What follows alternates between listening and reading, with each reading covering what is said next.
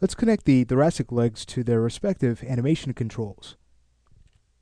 Okay, so moving into wireframe mode, we'll go ahead and clone the helpers we already have. So let's go ahead and start with the left side. We'll grab each helper and we'll clone those objects.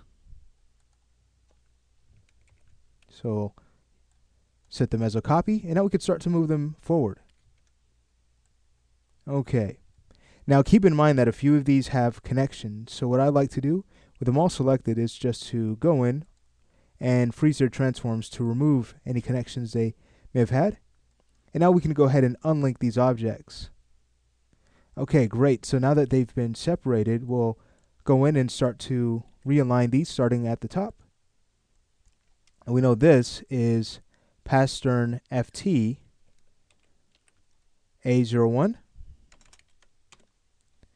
And now we can go to the next helper. Again, that gets quick aligned to pastern B, but it needs to be aligned in its orientation to pastern A.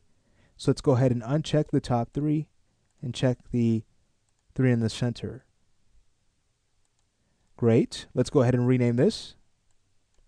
So this is pastern FT B01. And then as we move to the next helper, again, it's the same step. We need to quick align to our nub object. However, we need to align the orientation to the bone above. So we'll take care of that. And then we'll rename this to hoof FT 01. Now we have this last helper to take care of. So let's go ahead and quick align this over to our hoof. And then we'll just go ahead and move that forward. Great. So at this point, we can go ahead and work on linking these together. And then we could also clone them across. So if you'd like, you can grab each of these, go ahead and clone. And if you'd like, you can also mirror the smaller helper. So feel free to deselect that one. And I'll go ahead and clone these. And then just kind of move them over so we can go ahead and work with them when it's time. So now I'll just go through and start to link these together. So that's A to B, B to hoof, and the hoof to hoof roll. Let's go ahead and check and make sure that the hoof roll object has been renamed. And then we'll have that linked to our animation control. Okay, great.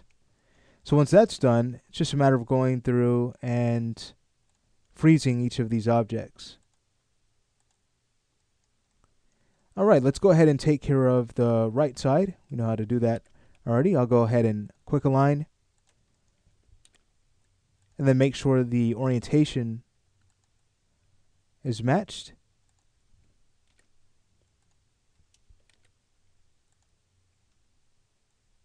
Okay, and now we can go ahead and grab the small helper here. Go ahead and clone that object. Let's go ahead and head over to our hierarchy panel, choose Effect Pivot Only, and we'll go ahead and grid snap this to the center. Great. And now we can go ahead and mirror this across and center its pivot. Beautiful. So at this point, we can go to wireframe mode just to make sure everything is in its right spot. This looks good. Great.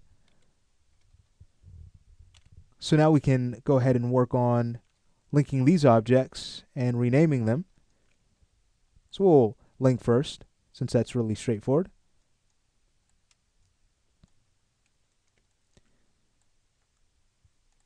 And then we'll want to, of course, make sure the smaller helper is linked to our animation control. And then at that point, we'll select each of these, go ahead and freeze them. And then at that point, you just want to go through and rename these objects. So I'll go ahead and leave that up to you. But now we're ready to work on our constraints. So let's go ahead and take care of that. We'll want to grab our IK goal and position constraint to our helper. we'll grab pastern A, orientation constraint to pastern B, and then pastern B gets orientation constraint to hoof BK, or hoof FT, that is. Okay, so now we can test this out by going to our hoof roll, rotating that up. Looks good. Let's go to the next helper up, rotate that. Beautiful. Now when we grab our animation control, we should be able to drive the entire leg now. Great. All right, so we can always take care of the next side.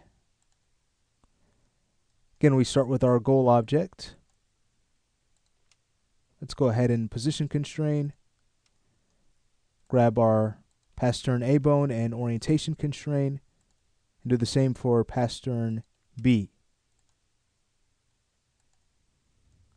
Let's go ahead and test this out by rotating our helpers.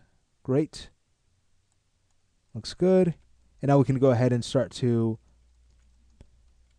move our control just to make sure everything is going to work properly. Excellent. All right, so let's say we also take care of the other control objects, since they're really easy to set up. We've already done the steps. So we can start with the left side. We'll go ahead and pick a target, and that's going to be our knee control. Let's go ahead and start to move that around. Okay. So that looks good. Now we can go to the next side and do the same thing.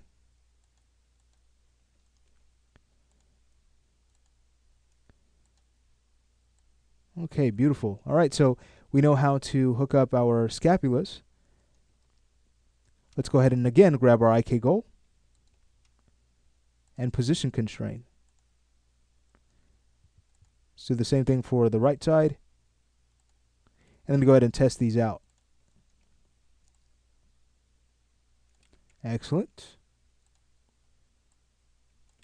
All right, great. So these look very nice. And with that said and done, we have finished hooking up our animation controls. We do have our custom parameters to make for our fetlock and hoof rolls, so we can go ahead and take care of that in the following lesson.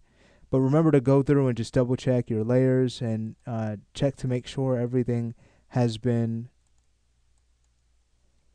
not only stored in your layers, but at the same time we'd want to make sure that we have frozen transforms, so that when we start to wire our parameters together to these helpers, it's as straightforward as just doing a simple connection.